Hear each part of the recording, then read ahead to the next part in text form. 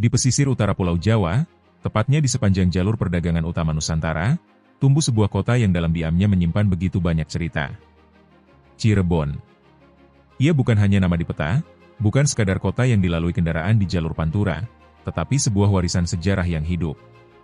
Kota ini berdiri di atas fondasi yang dibangun oleh gelombang budaya, arus dagang, dan semangat juang. Dalam napasnya terasa denyut pertemuan antara agama, budaya, dan kekuasaan. Sebelum dikenal luas, Cirebon hanyalah pemukiman kecil nelayan yang menggantungkan hidup dari hasil laut. Kata Ci berarti air, dan Rebon berarti udang kecil, menjelaskan bagaimana kehidupan awal masyarakatnya sangat bergantung pada laut. Namun di balik kesederhanaan itu, pelabuhan-pelabuhan seperti Muara Jati perlahan tumbuh menjadi gerbang dunia, tempat kapal-kapal dari Tiongkok, India, Arab, dan Nusantara berlabuh, bertukar barang, dan menyebarkan gagasan. Pada abad ke-7 hingga ke-13, Cirebon mulai terjamah pengaruh Hindu-Buddha. Relief, yoni, dan arca ditemukan tersebar di beberapa wilayah, menunjukkan bahwa kawasan ini berada dalam lingkaran kekuasaan kerajaan besar seperti Tarumanegara dan kemudian Pajajaran. Namun, kejayaan itu bukan milik permanen. Perubahan datang dari arah lain, angin Islam dari barat. Angin itu membawa seorang pemuda keturunan campuran, darah Arab dan Sunda, bernama Syarif Hidayatullah.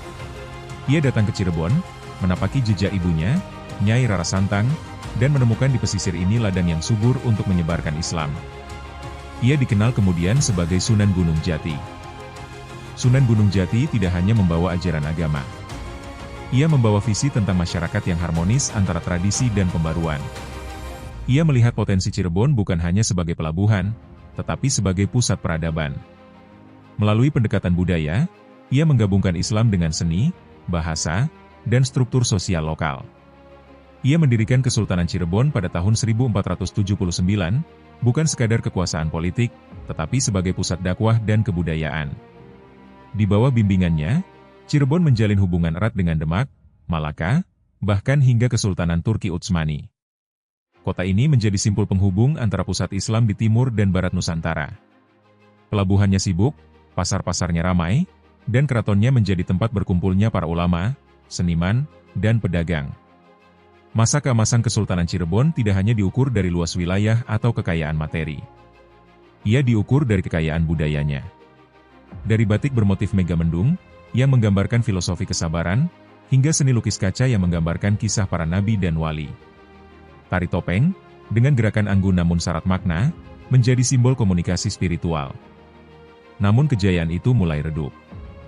Perpecahan internal terjadi. Keturunan Sultan berebut tahta. Kesultanan yang dulu satu menjadi tiga, Kasepuhan, Kanoman, dan Kacirebonan. Masing-masing berdiri dengan keratonnya sendiri, dengan tradisi yang dijaga ketat, namun kekuatan politik yang melemah. VOC Belanda melihat celah ini. Dengan politik pecah belah, mereka masuk, membuat perjanjian dengan setiap keraton, menguasai pelabuhan dan perdagangan. Cirebon menjadi bagian dari wilayah Hindia Belanda. Rakyat dipaksa kerja paksa, tanaman yang mereka tanam bukan lagi untuk makan, tetapi untuk diekspor ke negeri jauh. Meski dijajah, semangat rakyat Cirebon tak padam. Mereka tetap menghidupi tradisi, menyembunyikan semangat perlawanan dalam ritual dan kesenian. Pada awal abad ke-20, semangat pergerakan nasional merambah Cirebon. Pemuda-pemuda bangkit, bergabung dalam Sarekat Islam, Muhammadiyah, dan organisasi lainnya. Saat Jepang datang, banyak pemuda Cirebon yang masuk peta.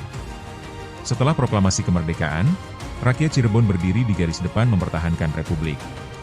Peristiwa heroik mewarnai jalan-jalan kota ini, meskipun tidak banyak tertulis dalam buku sejarah nasional. Kini, Cirebon adalah kota modern yang tetap membawa masa lalunya. Keraton-keraton masih berdiri, menjadi saksi bisu masa lalu.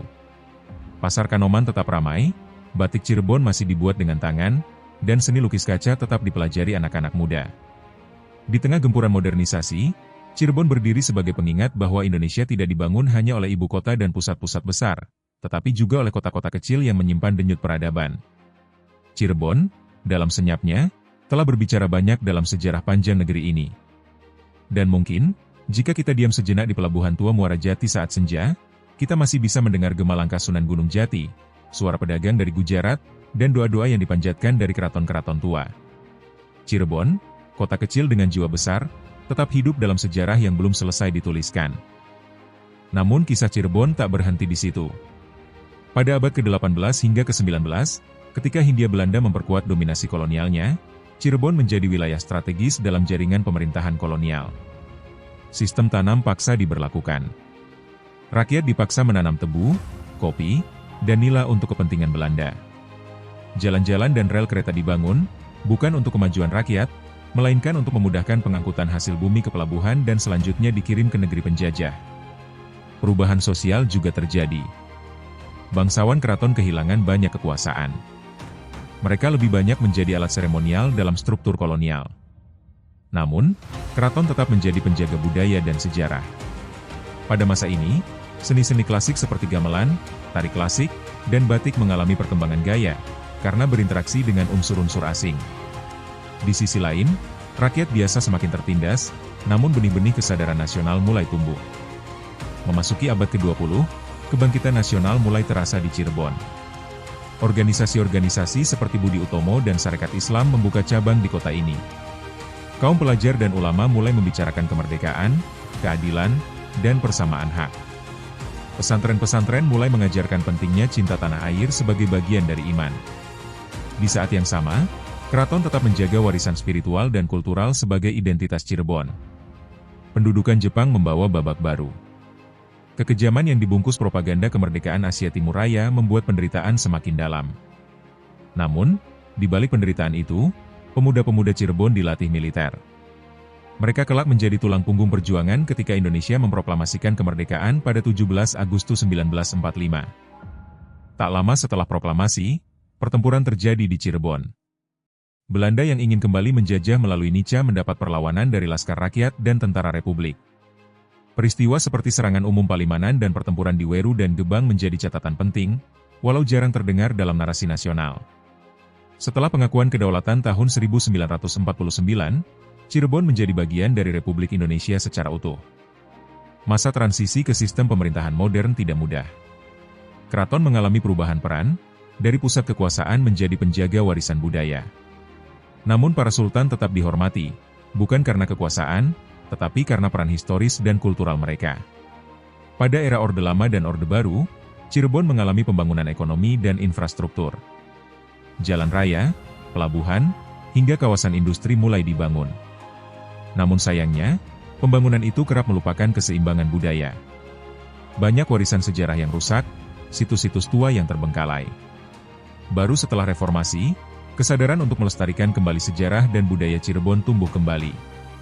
Kini, Cirebon berkembang menjadi kota dengan dua wajah, modern dan tradisional.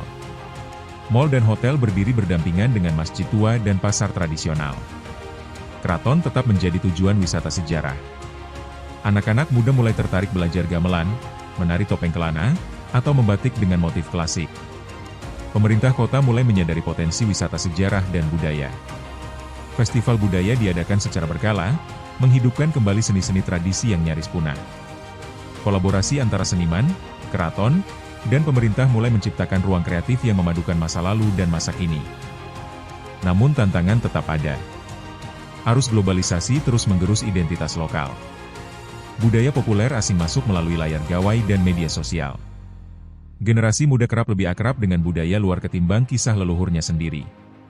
Disinilah pentingnya narasi sejarah yang kuat, agar Cirebon tak hanya hidup sebagai kota di masa kini, tetapi juga sebagai jiwa yang diwariskan ke masa depan. Karena sejatinya, sejarah bukan sekadar catatan masa lalu, melainkan cermin untuk melangkah ke depan. Cirebon, dengan segala riwayatnya, telah menjadi cermin itu. Cermin yang merefleksikan kekuatan dalam keragaman, keteguhan dalam tekanan, dan harapan dalam warisan. Dan setiap kali kita melangkah di jalan-jalan tua kota ini, kita tidak hanya melintasi aspal dan batu. Kita melintasi waktu. Kita melintasi jejak langkah para leluhur yang pernah percaya bahwa kota kecil di utara Jawa ini bisa menjadi cahaya bagi dunia. Cirebon adalah cerita. Cerita yang belum usai. Dan kita adalah pewarisnya.